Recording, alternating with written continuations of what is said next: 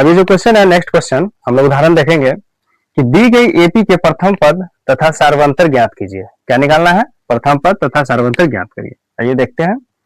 देखिए, जो एपी दिया गया है इसमें हम सबसे पहले क्या करेंगे, इसको मानेंगे कि A1, A2, A3, A4 मान लिए। अब क्या करना है कि इसका हम लोग प्रथम पद पहले निकाल लेते हैं। प्रथम पद A1 मीन्स A कितना है? 3। तो प्रथम पद हमारा हो जाएगा A मतलब 3। ठीक है। अब हम लोग देखेंगे सार्वंतर।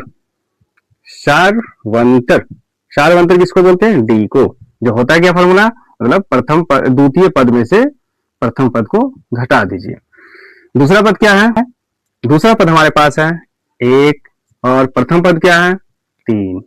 तो इसमें से कितना हो जाएगा? -2। ठीक है। अब हम लोग देखेंगे कि ये सब जैसे एक सिंपल से जोड़ घटाव है, हम लोग इसके बारे में भी एक सेपरेट वीडियो बनाएंगे, देखेंगे। ठीक है ना। पहले इसको हम लोग क्वेश्चन देख लेते हैं। तो इस प्रकार से ये जो है हमारा सार्वंतर डी जो है आंसर हो जाएगा। तो प्रथम पद हमने निकाला 3 और सार्वंतर डी जो हो जाएगा वो 2 हो जाएगी। नेक्स्ट देखते हैं हम लोग। चलिए, आज हम लोग देखेंगे कि एपी में जैसे अगर हमको प्रथम पद दिया हुआ है और सार्वंतर दिया है, जैसे क्वेश्चन यहाँ पर कुछ एग्जांपल देखते हैं कि एपी के प्रथम चार पद ज्ञात कीजिए, यानी लिखिए, जबकि यानी इसका प्रथम पद क्या है? जबकि प्रथम पद ए दे दिया है और सार्वंतर भी यहाँ पर दे दिया है। तो हम लोग क्या करेंगे, इसको जो है 4 पद निकाल करके दिखाएंगे। ठीक है।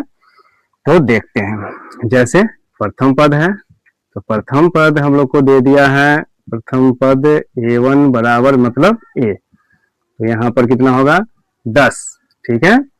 नेक्स्ट है कि द्वितीय पद मतलब दूसरा पद A2, इसका फार्मूला लिखेंगे हम लोग A प्लस D होता है, जो कि हम पिछले वीडियो में या पीछे बताए थे। जैसे देखिए यहाँ A2 बराबर, यहाँ पे द्वितीय पद है A2 बराबर A प्लस D है।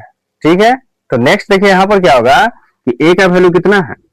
10, D का भी वैल्यू कितना है? 10। तो 10 कितना हो जाएगा? 20।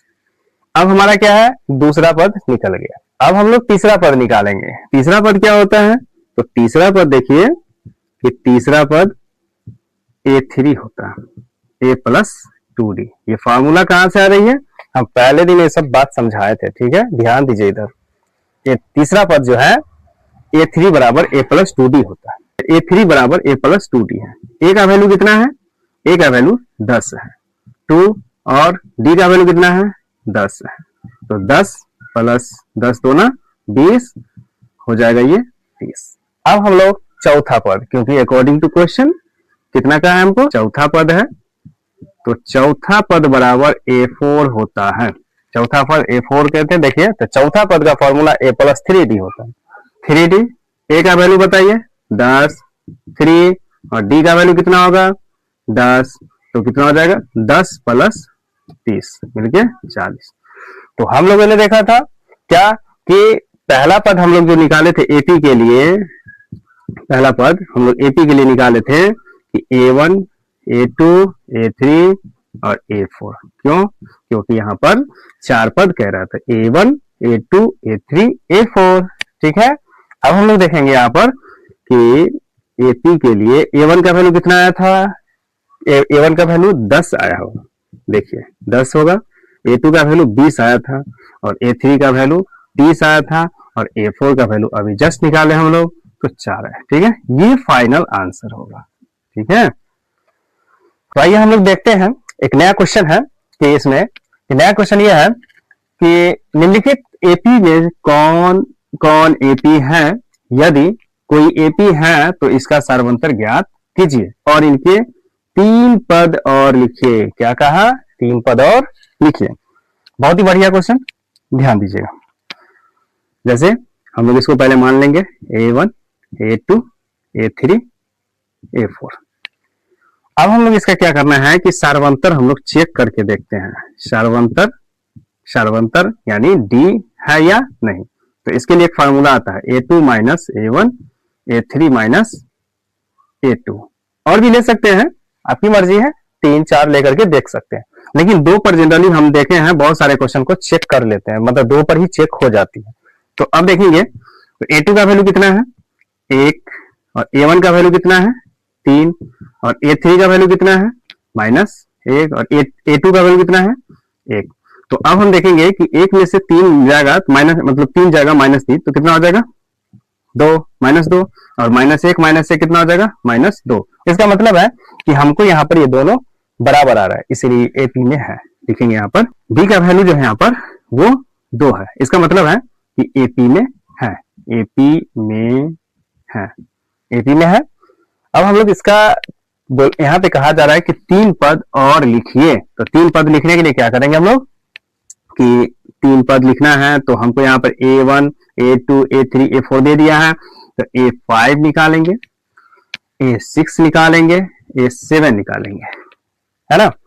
देखिए A5 जो निकालेंगे तो A5 का हम वैल्यू रखेंगे, आप मतलब फार्मूला लेंगे।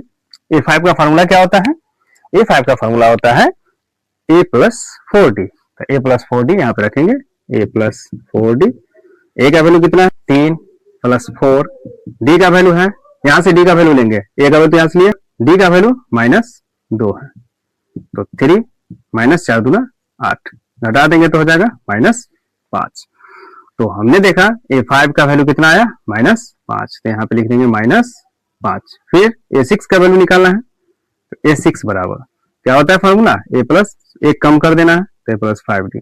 A का वैल्यू कितना है, A का वैल्यू है 3 5, D का वैल्यू कितना है -2, 5 -2, तो यहाँ पे 3 -10 इक्वल टू -6।